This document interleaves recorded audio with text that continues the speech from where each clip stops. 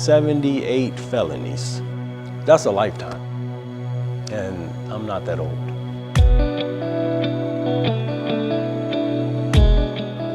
My name is Clarence Robinson. I'm 45, the 17th child out of 18 children that my mother and father had. My dad and my mom, they are God-fearing people. My mom was a homemaker. My dad never finished the 3rd grade, but he can operate any kind of heavy equipment that they made. So he taught us those skills growing up. I remember every Saturday we would have family time and everybody read the Bible. Street lights come on, we had to come in the house. We ate dinner together. You know, we conversated about school and had to express what we learned. So this is the type of household that I come from. Some things happened and we had to leave. So my grandfather sent my father here because my mother's family is from Muskegon. We didn't have a bunch of money. My mom and dad didn't have a bunch of money, but they did the best that they could, and we was never hungry. They was great providers, but we wanted more, or I wanted more. And I found a way to get it through hustling in the streets, through living in the streets.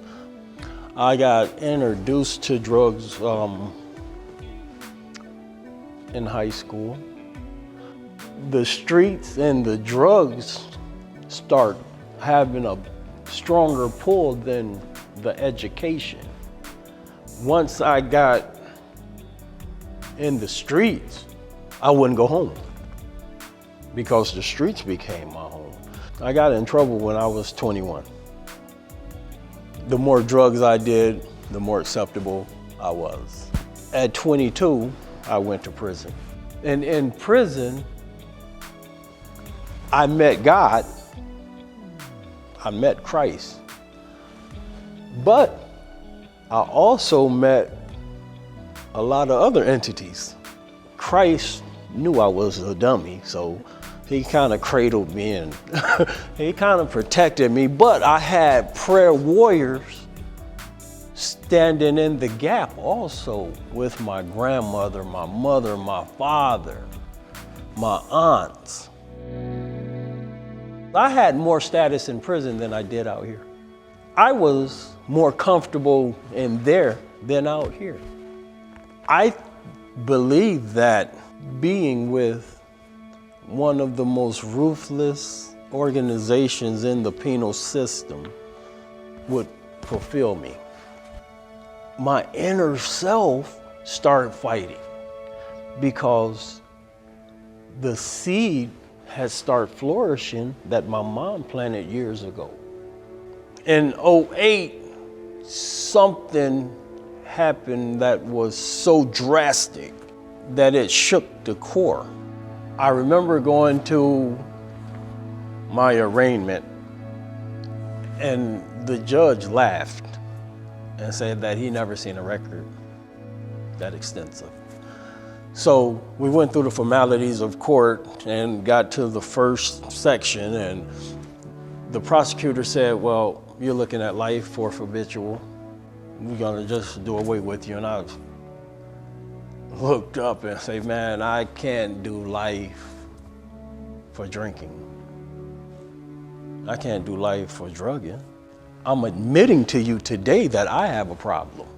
I got a problem with my thought process. And he said there's nothing that he can do. I went back to my cell and I opened up the Bible and I started reading, but not reading, I started feeding. I started intaking the word as if it was the only thing that was important in my life. 2010, my lawyer came and said, well, they're not gonna give you life, they're gonna drop it down to 7 years. You take the cop to 7 years, I said, I'll take it.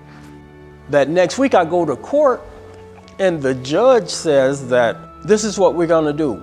We're gonna give you a year in the county, 2 years probation. You can get out in 60 days if you go to rehab. Now, that was Christ taking precedence in my life. In Ottawa County, they have a Bible pod in the jail, and it's 24/7 Bible.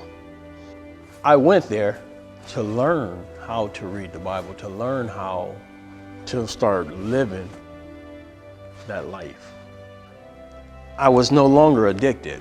I was free from all of those wants. So I went through the program, and at the end of the program, one of my friends, I was looking for a job, and I rode my bike all over Holland. I mean, from one point to the next point. Matter of fact, I had 498 interviews, and 498 times they told me no. I mean, I heard employers laugh and say, I can't believe that guy even applied here. One of my friends say, man, it's this program that helped felons. And I say, tomorrow we going, take me there. So we rode down the street and I read this sign that says 70 times 7, and I laughed and I say, so they're gonna forgive me 70 times 7 times 7? And so I walked up, I filled out the application, and the first person I seen was this little bitty lady named Mary Beth. And she had this big, gigantic smile, and she said, hey, how you doing?